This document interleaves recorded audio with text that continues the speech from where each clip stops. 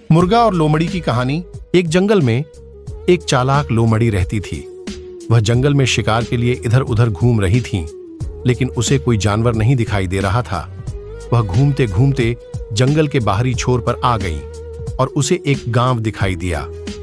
वहां पर उसने देखा कि एक पेड़ के सबसे ऊंचे स्थान पर एक मुर्गा को बैठा देखा।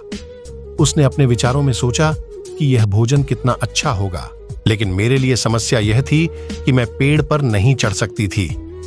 वह चाहती थी कि वह मुर्गा पेड़ से नीचे किसी तरह नीचे आ जाए, और वह यही सोचकर लोमड़ी पेड़ के नीचे चली गई।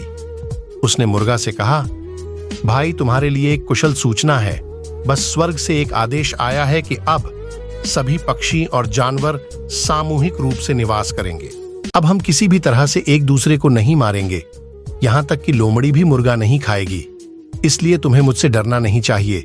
नीचे आओ और हम बैठकर आपस में बातें करेंगे। मुर्गे ने कहा, वाह, यह आपने बहुत अच्छी जानकारी सुनी है।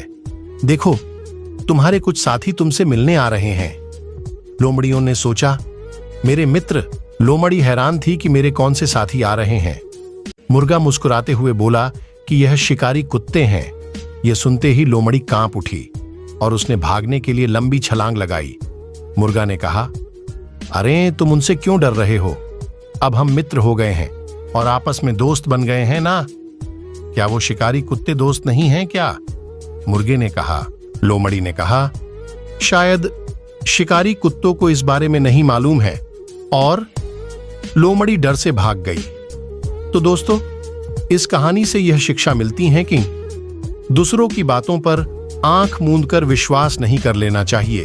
तो दोस्तों, आपको यह कहानी कैसी लगी? हम आपके लिए ऐसे और वीडियो लाते रहेंगे और आगे भी लाएंगे। तो भाई, आप लोग कृपया लाइक, शेयर और सब्सक्राइब जरूर करें और कमेंट में अपनी राय जरूर लिखें। धन्यवाद।